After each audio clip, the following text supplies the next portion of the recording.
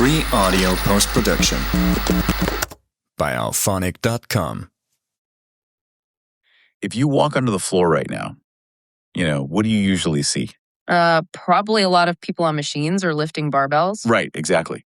And almost everyone is moving weights up and down in these perfectly straight, predictable, controlled lines. It looks like a factory. Yeah, everyone moving like well-oiled pistons. Right. But now contrast that really controlled environment with your actual life. Like picture slipping on an icy sidewalk. You instinctively throw your arms out, right? Yeah, and you're twisting your spine just trying to catch your balance. Exactly.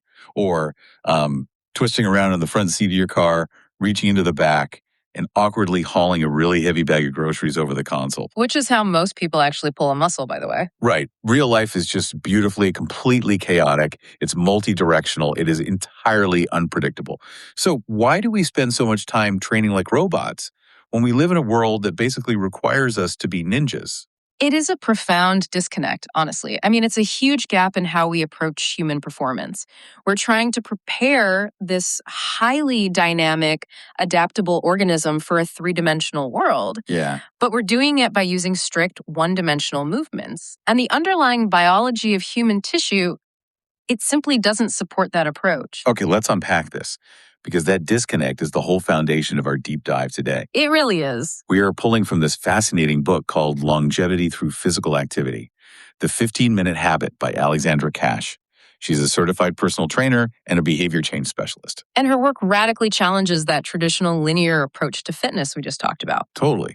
Our mission today is to explore why training strictly in straight lines might actually be setting you up for injury, and how introducing specific variability using a very unexpected tool can completely redefine your physical resilience. Yeah, and for anyone listening who absolutely hates the gym, fear not. Yes. This is all about getting maximum real-world results without spending hours under heavy iron. So to understand why Cash's approach works, we first have to understand the ground rules of human biology, right? Right.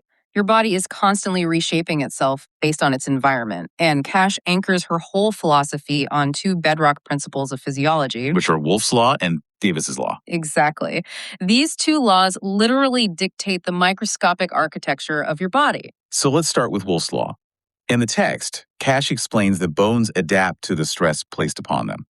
But how does that actually happen, on a structural level? Well, it all comes down to cellular activity. When you place a mechanical load on a bone, say, by standing up or lifting something heavy, that physical stress signals specialized cells called osteoblasts to lay down new bone tissue. Oh, wow. But here's the kicker. They don't just lay it down randomly. They fortify the bone precisely along the lines of force being applied. So if I'm only loading a bone in one specific vertical direction day after day, it calcifies and becomes incredibly dense in that exact direction. Yes. Wow. And then Davis's Law is essentially the same concept, but for the soft stuff, right? Like muscles, tendons, ligaments. That's the one. Davis's Law states that your soft tissues heal and form according to the mechanical stresses they experience. Okay. So think about your fascia.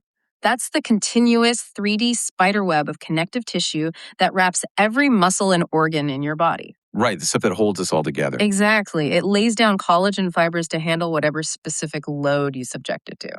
So if I spend all my time doing standard bicep curls or sitting on a leg press machine, just pushing in a perfectly straight, predictable line. Your body becomes a literal structural mirror of that straight line. Which, that creates a fascinating vulnerability. Yeah. Because you're building strength, obviously. Undoubtedly, you're getting stronger. But it's this highly specialized, narrow type of strength.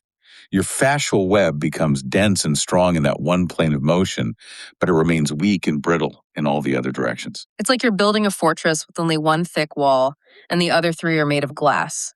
That makes me think of like a 4x4 Jeep. Imagine you buy this heavy-duty Jeep, but you only ever drive it on a perfectly paved, straight highway. Okay. Yeah. The engine is getting a great workout. It runs beautifully, but the suspension, the shocks, the four-wheel drive system, those parts are literally never engaged. They're just dormant. Exactly. Yeah. So the very second you veer off that smooth highway and hit a massive pothole, the entire system completely freaks out. Right. Because the structural integrity hasn't been tested against unpredictable terrain. That analogy perfectly highlights the danger of single plane training.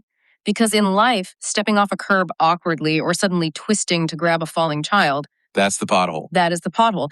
In those chaotic fractions of a second, your body is experiencing forces from multiple angles simultaneously. And if your connective tissues haven't been fortified against that multi-directional stress, they simply snap. That is the exact moment a severe injury occurs. I do want to challenge this a bit, though, because a lot of people listening probably love their heavy deadlifts and squats. They really enjoy moving big weight in straight lines. Are we saying those traditional linear lifts are inherently bad for us? No, not at all. And Pash makes sure to clarify this in the book. Traditional weightlifting is phenomenal for generating absolute force. Right. If you want raw power, you need the barbell. But if heavy linear lifting is the only way you train, your physical development is incomplete. That's a matter of balance, then. Exactly. Your biology demands diverse, chaotic stress to build a tissue matrix that can actually survive the chaos of real life. We need both the engine and the suspension. Which brings us to the actual methodology Cash advocates for, which is loaded movement training, or LMT. Yes, developed by Michael Dalcourt and the Institute of Motion. Right. And the text defines LMT as integrating at least two primary movement directions at once while under load. But how does that play out practically? Like, how does it differ from a standard bodybuilding routine? Well, in a traditional bodybuilding model, the whole goal is isolation. You sit on a machine, you lock your body into place, and you focus solely on making your quadriceps move a weight. You're trying to take everything else out of the equation. Exactly. LMT flips that completely. Instead of isolating a muscle, you are integrating the entire body to manage a load while moving through space. It mimics real-world, task-oriented patterns. So rather than just pushing a weight straight over your head while sitting down on a bench, LMT would ask you to, say, push that weight up while simultaneously stepping out into a side lunge and rotating your shoulders. That's a great example. You're demanding that your nervous system figure out how to stabilize your ankle, generate power from your hip, twist your spine safely, and extend your arm all at the exact same time. Wow. And this aligns perfectly with Kosh's definition of strength, which I find really profound. She argues that true strength is not defined by how much weight you can move in a controlled setting. Right. It's not just the numbers. No. True strength is your body's ability to control, adapt, and coordinate movement under changing conditions. Strength is adaptability. I mean, I think that completely shifts the paradigm for anyone who feels intimidated by gym culture. It really does. It's not about deadlifting 400 pounds with chalk all over your hands. Yeah. It's about having the structural integrity to pick up a squirming toddler while standing on an awkward, grassy incline and not throwing your back out for a week. And doing that requires a massive amount of neurological coordination. But there is a logistical hurdle here. Okay, what's that? If you want to train multi-directional movements, you run into the fundamental limitation of traditional gym equipment, which is gravity. Oh, right. Because free weight dumbbells, kettlebells, barbells, they only ever pull straight down toward the floor. Think about the mechanics of holding a dumbbell. The resistance is purely vertical. Yeah. If you hold a dumbbell straight out in front of you and try to twist your torso to the side, gravity isn't resisting your twist. It's still just pulling your arm straight down. Right. You're fighting to keep your arm elevated, but you lose the resistance in that horizontal plane of motion. You can't adequately train your rotational tissues if the weight is only pulling straight down. That is such a simple yet totally overlooked reality of physics in the gym. And it explains why Cash centers her entire methodology around such an unassuming tool. The loop band. The loop band. Yeah, Those giant rubber bands that usually just sit in a dusty pile in the corner of a commercial gym, mostly used for like physical therapy or just warming up. Cash completely elevates them. They are arguably the most versatile piece of equipment you can own. And they solve the gravity problem instantly. Because the resistance doesn't rely on gravity at all. Exactly. Because the resistance of a band comes from its anchor point, not the Earth's core. You can create tension in literally any direction. You can anchor it to a door at chest height and pull horizontally. Or anchor it low and pull diagonally. You finally have a tool that lets you load those real-world unpredictable movement patterns. Cash lists several reasons why these bands provide superior resistance for this type of training, and I really want to dive into the physical sensations of them. For instance, the concept of constant tension. Oh, this is a big one. I've noticed when I do a bicep curl with a dumbbell, the movement actually gets pretty easy at the very top. I can almost rest for a split second. But a band never lets you rest. That is the nature of elastic resistance. With a dumbbell, your joints act as levers, and there are points in the range of motion where you have a mechanical advantage. The load feels lighter. Right. But an elastic band is exponential. The further you stretch it, the harder it fights to snap back. So the point of maximum contraction is the hardest part. Yes. The top of the movement is actually where the band is heaviest. Your muscles are forced to fire continuously throughout the entire range, which creates a massive amount of time under tension. I also noticed that when I use a band, my arms tend to shake uncontrollably, way more than with a heavy dumbbell.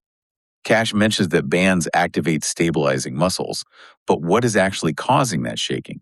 That shaking is your nervous system working in absolute overdrive. Really? Yeah. Because the band is elastic, the path of resistance isn't locked in. The band just wants to snap back to its origin point, and it doesn't care how it gets there. So it's pulling you all over the place. Right. So your primary muscles are doing the pulling, but your deep core, your rotator cuff, the tiny muscles around your hips, they are all suddenly firing rapidly just to keep the band from pulling you off balance. So your brain is essentially sending these panicked, rapid-fire signals saying, keep it steady, keep it steady. Exactly. Here's where it gets really interesting, though. She mentions that this unpredictable elasticity enhances neuromuscular coordination and actually provokes a different hormonal response. It does. I couldn't quite wrap my head around that. Why does a rubber band trigger a different biological response than a piece of iron? Well, it has to do with how the brain perceives a threat. When you sit on a highly stable, fixed path machine at the gym, your brain doesn't have to work very hard. It knows the path is safe. Because the machine is doing all the stabilizing for you. Exactly. But when you are managing an unstable elastic force in 3 dimensions, the neurological demand skyrockets. Your brain has to recruit far more motor units. And those are the nerve fibers that tell your muscle fibers to contract. Right. This high-demand, full-body coordination signals to your endocrine system that something complex and demanding is happening. And that can optimize the release of growth factors and adaptive hormones. Wow. You are literally teaching your body to function as an integrated network rather than a collection of isolated parts. We're turning independent contractors into a unified team. That's a perfect way to put it. And for anyone focused on longevity, which, is the title of the book, Kashi makes a crucial point about joint health here, too. Using bands provides a smooth resistance that reduces compressive forces. Yes, which is huge as we get older. Right. If you have cranky knees or an aching lower back, putting a heavy barbell on your shoulders literally compresses your spine and joints downward. Bands seem to offer a way to get the muscle stimulus without the structural crushing. That is a vital distinction for aging pain-free. Heavy compression wears down cartilage over time. The fluid, yielding nature of elastic tension stimulates the muscle and the bone, satisfying Wolff's and Davis's laws, but with a fraction of the shear force on the joint capsules. Okay, so we've established the biology. We need variability and multi-directional stress. We've established the tool loop bands, which bypass gravity and challenge our nervous system. Now for the fun part. Yes. Let's talk about the application, because the subtitle of Cash's book is The 15-Minute Habit. And let's be real, the biggest barrier to fitness is time. Cash is incredibly practical here. Her primary rule of engagement completely shatters the all-or-nothing mindset. She advocates for just 1 minute per exercise. 1 minute. Most people think if they aren't sweating for an hour, it just doesn't count. Yeah. How can 1 minute actually trigger these physiological adaptations? Because of the density of the work. If you are maintaining constant, unstable, multi-directional tension for 60 uninterrupted seconds, your tissues are receiving a massive stimulus. It's about the quality, not just moving around for an hour. Exactly. Cash's focus is entirely on movement quality over sheer exertion. It's about maintaining length in the spine, driving movement from the hips, and allowing the joints to move naturally. So even just a short session works. 5 to 15 minutes of high-quality, neurologically demanding movement will alter the trajectory of your health far more effectively than an hour of sloppy, distracted reps. Okay, let's paint a picture of what this actually looks like. Cash provides several specific movements in the text that perfectly illustrate this variability. Let's start with exercise 1, the archer pull with diagonal reverse lunge. This is a beautiful example of LMT in action. So you start standing, holding the band in front of your chest with both hands, exactly as if you were holding a bow and arrow. Okay, got it. I'm visualizing the bow. The movement begins by stepping one leg backward. But crucially, you don't step straight back like a traditional lunge. You step diagonally backward at a 45-degree angle. Okay. As your lower body drops into that diagonal lunge, your upper body springs into action. You keep the front arm straight, stabilizing the bow, and you pull the band back with the other arm, drawing the bowstring. So my hips are dropping down and twisting one way while my upper body is pulling horizontally. There is so much happening there. There is. Let's break down the jargon for a moment because this touches on the 3 planes of human motion. Sure. By lunging up and down, you are moving in the sagittal plane, which is forward and backward movement. By stepping diagonally out to the side, you are engaging the frontal plane's side-to-side movement. Right. And by slightly twisting your torso to draw the bowstring, you are moving in the transverse plane, which governs rotation.